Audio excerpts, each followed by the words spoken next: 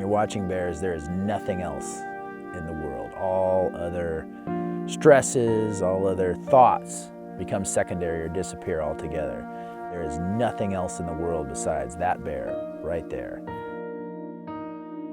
I really enjoy showing people bears for that reason, because it feels like when we're together as a group watching bears, we are everything. There's nothing else out there.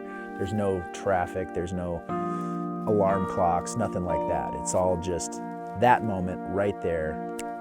It's it.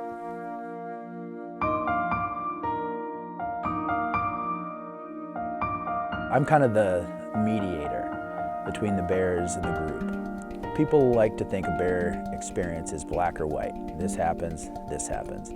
It's much more nuanced than that. You're actually having a dialogue with bears. It's all about being able to interpret what the bear is saying.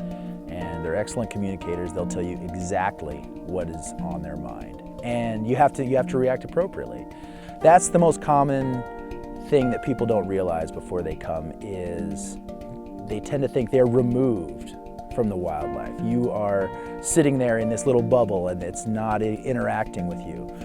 Well, when you go out on the Katmai coast, when you come out bear viewing with us, we're part of the equation. And our part of the equation is to behave in a predictable, calm manner that puts the bears at ease. And as a result, you'll have bears walk right by you, just doing what bears do, completely natural.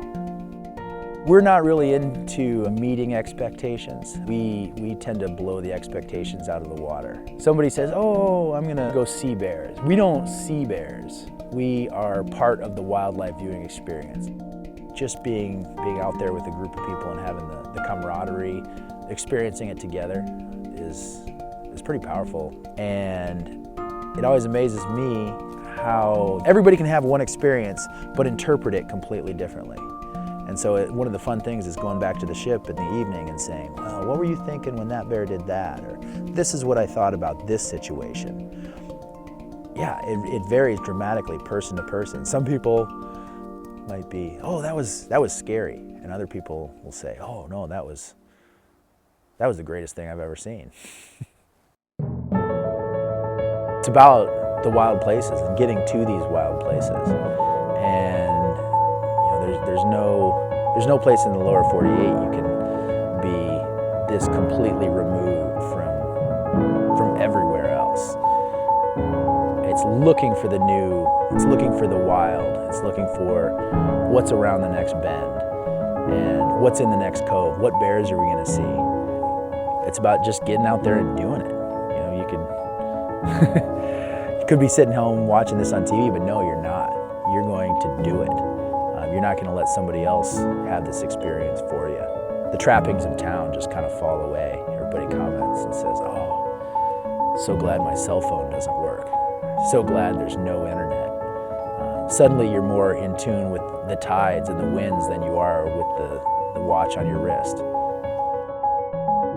I didn't start out looking for wild places. I started in Eastern Europe, traveling around to historical sites, cultural sites, Istanbul, Moscow, Athens, places like that.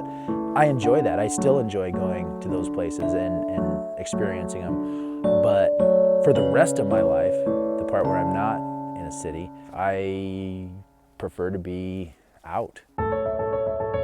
These places that have a more primal rhythm or feel, it awakens something in people. I went from trying to plan a life around living in a city to figuring out ways to be not in a city. Success is being out on a boat, watching bears. Like that's my office. That's what I want to do. I'm kind of here. Like this is it. This is where I want to be. When you're out there, you want to be nowhere else other than that spot right at that moment. And that, honestly, is something that I feel a lot. And it makes me very happy.